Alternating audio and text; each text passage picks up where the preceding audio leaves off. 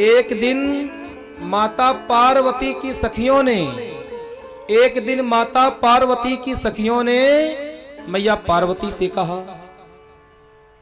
ए मैया, हमें ऐसा लगता है कि तुम्हारा भी कोई मुख्य सेवक होना चाहिए, तुम्हारा भी कोई मुख्य गढ़ होना चाहिए। देखो आजकल लोग पीआरओ साथ में रखते हैं कि फोन पकड़ेगा, फोन उठाएगा, हमको देगा, गाड़ी खोलेगा, गाड़ी चलाएगा, आजकल लोग रखते हैं। तो उन सखियों ने कहा, ए मैया, आपका भी कोई एक मुख्य सेवक होना चाहिए जो मात्र आपकी ही बात माने। मैया पार्वती ने कहा, क्यों सखियों, ऐसा क्यों कह रही हो?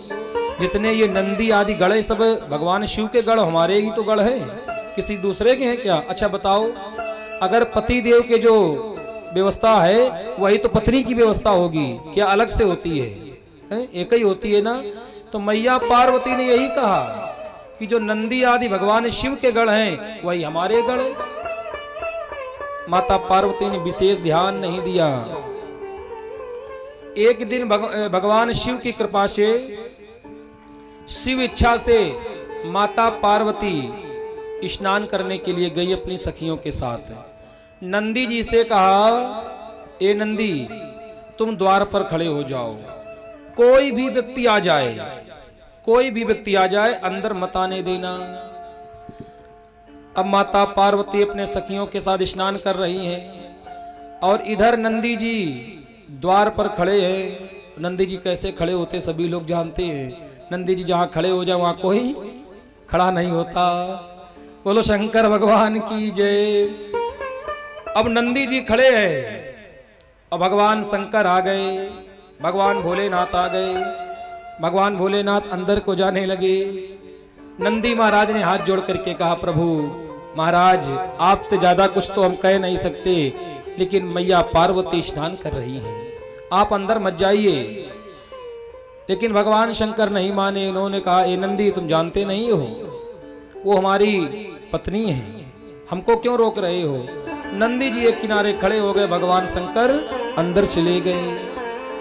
और भगवान शंकर को देख करके माता पार्वती की समस्त सखियां लज्जित हो गईं, वो वहां से भाग गईं और माता पार्वती को भी बहुत लज्जा आई। उसके बाद में एक दिन माता पार्वती ने विचार किया कि हो न हो, हमारी सखियां सत्य कह रही थी। विचारेति च सा देवी बपुसो मल संभवम। क्या किया? विचार किया, और विचार करते करते क्या हुआ? देवी बपुसो मल संभवम। क्या किया? मल संभवम। जो उपटन लगा रही थी अपने शरीर में, उसी उपटन से धीरे धीरे करके एक बालक को बनाया। पुरुषम निर्ममोषा, पुरुषम निर्ममोषा तू सर्वलक्षण संयुतम। एक समस्त लक्षणों से युक्त पुरुष एक बालक का निर्माण कर दिया। किसने? माता पार्वती ने। बड़े सुंदर से बालक का निर्माण किया और वह बालक समस्त दोषों से मुक्त था, उसमें किसी भी प्रकार का कोई दोष नहीं था। और माता भगवती ने उसमें मंत्रों के द्वारा प्राण फूंक दिए। उसके समस्त अंग बड़े सुंदर थे उस बालक के, और उस बालक का क्या नाम रखा? श्री गणेश। बोलो श्री गणेश भगवान की।